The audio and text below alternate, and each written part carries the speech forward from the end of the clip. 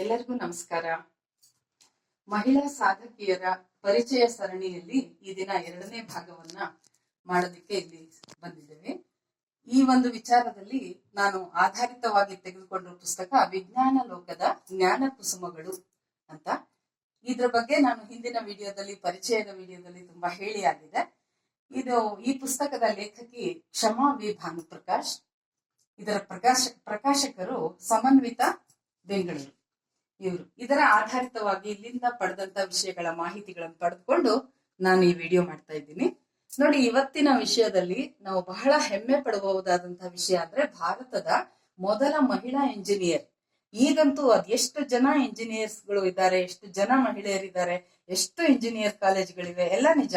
ಆದ್ರೆ ಮೊದಲ ಅನ್ನೋದ್ರಲ್ಲಿ ಬಹಳ ಮಹತ್ವ ಇದೆ.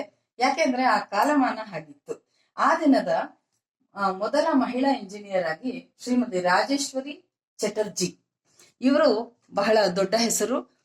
ಇವರನ್ನ ಬಹಳ ಹೆಮ್ಮೆಯಿಂದ ನಾವು ಕನ್ನಡತಿ ಅಂತ ಹೇಳ್ಕೊಳ್ಬಹುದಾದಂತ ಒಂದು ಅವಕಾಶವನ್ನು ಸಹ ಅವ್ರು ಕೊಟ್ಟಿದ್ದಾರೆ. ಕಾರಣ ಅವರ ಸ್ಥಳ ಮೈಸೂರು. ಇವರ ಕಾಲ 1922. ಅವಾಗ ಹುಟ್ಟಿದ್ದು ಅವರು 2010ರವರೆಗೂ ಅವರು ಇದ್ರು ಅಂತ. ಇನ್ನು ಅವರು ಹೇಗೆ ಓದಿದ್ರು, ಏನನ್ನ ಸಾಧಿಸಿದ್ರು ಅನ್ನೋ ವಿಚಾರಗಳನ್ನ ಈಗ ನೋಡೋಣ. ಶ್ರೀಮತಿ ರಾಜೇಶ್ವರಿ ಚಟರ್ಜಿ ಅವರ ಭಾವಚಿತ್ರ ಇದು. ಇನ್ನು ಅವರು ಗಣಿತ ಮತ್ತು ಭೌತಶಾಸ್ತ್ರ ವಿಭಾಗಗಳಲ್ಲಿ ಬಹಳ ಆಸಕ್ತಿ ಹೊಂದಿದ್ರು.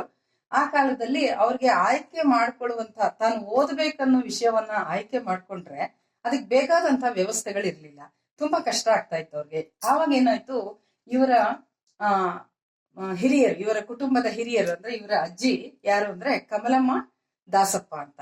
ಶಿಕ್ಷಣ ಕ್ಷೇತ್ರದಲ್ಲಿ ಅವರು ಬಹಳಷ್ಟು ಸಾಧನೆಗಳನ್ನು ಮಾಡಿದ್ದಾರೆ, ಬಹಳಷ್ಟು ವಿದ್ಯಾಸಂಸ್ಥೆಗಳನ್ನ ಸ್ಥಾಪನೆ ಮಾಡಿದ್ದಾರೆ.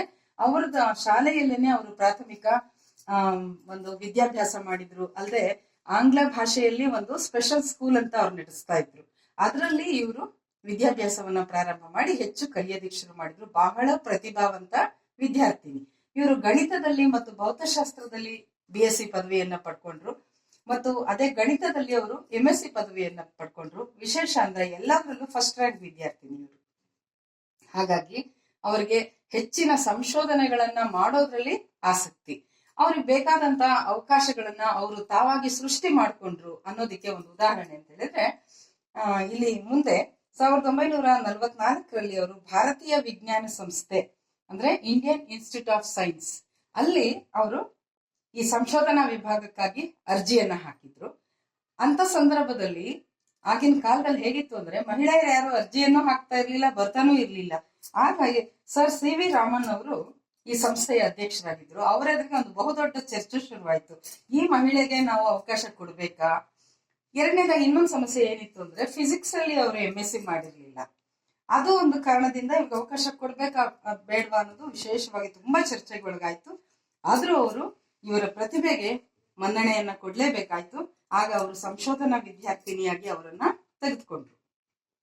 ಅದ್ರ ಜೊತೆಗೆ ಅವರು ವಿದ್ಯಾರ್ಥಿನಿ ಆಗಿದ್ದಾಗಲೇ ವಿದ್ಯಾರ್ಥಿ ಜೀವನದಲ್ಲೇ ನೋಡಿ ಎಷ್ಟೊಂದು ಪ್ರಶಸ್ತಿಗಳನ್ನ ಪಡೆದಿದ್ರು. ಮುಮ್ಮಡಿ ಕೃಷ್ಣರಾಜ ಒಡೆಯರ್ ಪ್ರಶಸ್ತಿ, MT ನಾರಾಯಣ ಅಯ್ಯಂಗಾರ್ ಅವ್ರ ಪ್ರಶಸ್ತಿ, ವಾಲ್ಟರ್ ಸ್ಮಾರಕ ಪ್ರಶಸ್ತಿಗಳನ್ನೆಲ್ಲ ಅವರು ತಮ್ಮ ಪ್ರತಿಭೆಗೆ ಪಡ್ಕೊಂಡಿದ್ರು. ಆ ನಂತರ ಅವರಿಲ್ಲಿ ಸಂಶೋಧನೆಗೆ ಸೇರಿದಾಗ, ಸಂಶೋಧನೆ ನಡೆಸ್ತಾ ಇರುವಾಗ ಸ್ವಾತಂತ್ರ್ಯ ನಂತರದಲ್ಲಿ ಒಂದು ಅವಕಾಶ ದೊರೆಯಿತು. ಏನಂದ್ರೆ ಅಮೆರಿಕದಲ್ಲಿದ್ದಂತಹ ಮಿಶಿಗನ್ ವಿಶ್ವವಿದ್ಯಾಲಯದಲ್ಲಿ ಈ ತರ ಸಂಶೋಧನಾ ವಿದ್ಯಾರ್ಥಿಗಳಿಗೆ ಹೆಚ್ಚಿನ ವಿದ್ಯಾಭ್ಯಾಸಕ್ಕೆ ಅಲ್ಲಿ ಒಂದು ಅರ್ಜಿಗಳನ್ನ ಹಾಕ್ಬೋದು ಅನ್ನೋ ಸಂದರ್ಭ ಬಂದಾಗ ಇವರು ಹಾಕಿದ್ರು. ಅಲ್ಲಿ ಇವ್ರಿಗೆ ಅವಕಾಶ ಸಿಕ್ತು. ಇಲ್ಲಿಂದ ಕಳಿಸೋದಿಕ್ಕೆ ವಿದ್ಯಾರ್ಥಿ ವೇತನಗಳನ್ನೆಲ್ಲ ಕೊಟ್ಟು ಎಲ್ಲ ಸಿದ್ಧತೆ ಮಾಡಿದ್ರು. ಅದರ ಜೊತೆಲಿ ಏನ್ ಹೇಳಿದ್ರು ಅಂದ್ರೆ ಒಂದು ಒಪ್ಪಂದ ಮಾಡ್ಕೊಂಡ್ರು ಇವ್ರ ಜೊತೆ. ವಾಪಸ್ ನೀವು ಬರ್ಬೇಕು, ಬಂದ ಮೇಲೆ ನಮ್ಮ ಇಂಡಿಯನ್ ಇನ್ಸ್ಟಿಟ್ಯೂಟ್ ಆಫ್ ಸೈನ್ಸ್ ಅಲ್ಲಿ ನೀವು 3 ವರ್ಷ ಕಡ್ಡಾಯವಾಗಿ ಒಂದು ಸೇವೆಯನ್ನ ಸಲ್ಲಿಸಬೇಕು ಅನ್ನೋ ತರ. ಇವರು ಅದಕ್ಕೆ ಒಪ್ಕೊಂಡ್ರು. ಸರಿ, ಇಂಡಿಯನ್ ಇನ್ಸ್ಟಿಟ್ಯೂಟ್ ಆಫ್ ಸೈನ್ಸ್ ಅಲ್ಲಿ ಸಂಶೋಧನೆಗಾಗಿ ಅಂದ್ರೆ ವಿದ್ಯಾಭ್ಯಾಸ ಅಮೆರಿಕದಲ್ಲಿ ಮುಗಿಸ್ಕೊಂಡು ಬಂದ ನಂತರ ಇಲ್ಲಿ ಇದನ್ನ ಶುರು ಮಾಡಿದ್ರು. ಮೈಕ್ರೋವೇವ್ ಇಂಜಿನಿಯರಿಂಗ್ ವಿಭಾಗದಲ್ಲಿ ಸಂಶೋಧನೆಯನ್ನ ಪ್ರಾರಂಭ ಮಾಡಿದ್ರು. ಅದೇ ಸಂಶೋಧನಾ ವಿಭಾಗದಲ್ಲಿ ಹೆಚ್ಚಿನ ಪ್ರತಿಭಾವಂತ ಮತ್ತೊಬ್ರು ಇದ್ದವ್ರು ಯಾರಂದ್ರೆ ಶಿಶಿರ್ ಕುಮಾರ್ ಚಟರ್ಜಿ ಅವರಿದ್ರು. ಅವರೊಂದಿಗೆ ಇವರು ಅನೇಕ ವಿಚಾರಗಳಲ್ಲಿ ನೋಡಿ ಎಲ್ಲ ವಿಷಯಗಳಲ್ಲಿ ಅವರು ಸಂಶೋಧನೆಗಳನ್ನ ನಡೆಸ್ತಾ ಇದ್ರು ಮತ್ತು ಅವರೊಂದಿಗೆ ವಿವಾಹವಾದ್ರು. ಆ ನಂತರ ಎಲೆಕ್ಟ್ರಿಕಲ್ ವಿಭಾಗದಲ್ಲಿ ಇವರು ಅತಿಶಯವಾದ ಸಂಶೋಧನೆಗಳನ್ನ ಮಾಡಿದ್ದಕ್ಕೆ ಯಾವ್ಯಾವ್ದು ಅಂದ್ರೆ ವಿದ್ಯುತ್ ಕಾಂತೀಯ ಸಿದ್ಧಾಂತ, ಎಲೆಕ್ಟ್ರಾನ್ ಟ್ಯೂಬ್ ಸರ್ಕ್ಯೂಟ್ ವಿಚಾರವಾಗಿ, ಮೈಕ್ರೋವೇವ್ ತಂತ್ರಜ್ಞಾನ, ರೇಡಿಯೋ ಇಂಜಿನಿಯರಿಂಗ್ ಇವೆಲ್ಲ ವಿನೂತನ ಆಗಿದ್ವು ಮತ್ತು ಹೆಚ್ಚಿನ ಸಂಶೋಧನೆಯನ್ನ ಅದರಲ್ಲಿ ನಡೆಸಿದ್ರು. ಇದರಲ್ಲಿ ಈ ಎಲ್ಲಾ ಕಾರಣಗಳಿಂದ ಅಂದಿನ ಒಂದು ಬಹುದೊಡ್ಡ ಹೆಸರಾಗಿದ್ರು ರಾಜೇಶ್ವರಿ ಅವರು.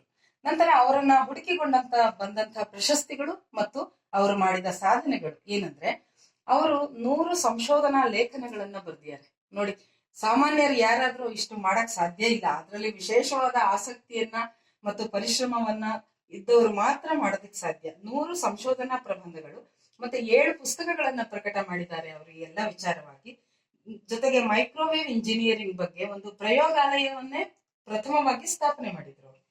ಜೊತೆಗೆ PhD ವಿದ್ಯಾರ್ಥಿಗಳಿಗೆ ಮಾರ್ಗದರ್ಶಕರಾಗಿದ್ರು. ನಂತರ ಅಭಯಂತರರ ಸಂಸ್ಥೆ, UK ಯಲ್ಲಿದ್ದಂತಹ ಸಂಸ್ಥೆ ಇವರ ಸಾಧನೆಯನ್ನ, ಸಂಶೋಧನಾ ಪ್ರಬಂಧಗಳನ್ನ ಗುರುತಿಸಿ ಮೌಂಟ್ ಬ್ಯಾಟನ್ ಪ್ರಶಸ್ತಿಯನ್ನ ಕೊಟ್ಟಿದ್ದಾರೆ.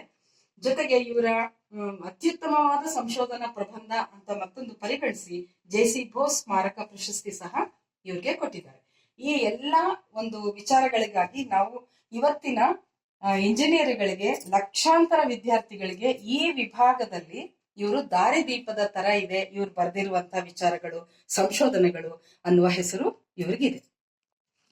ಇಷ್ಟೆಲ್ಲ ಮಾಡಿದಂತಹ ಈ ಮಹಿಳೆಗೆ ನಮ್ಮ ಕಡೆಯಿಂದ ಒಂದು ಮೆಚ್ಚುಗೆಯ ನಮಸ್ಕಾರ ಮತ್ತು ಗೌರವವನ್ನು ಅರ್ಪಿಸುತ್ತಾ ಈ ವಿಡಿಯೋವನ್ನ ಮುಗಿಸೋಣ.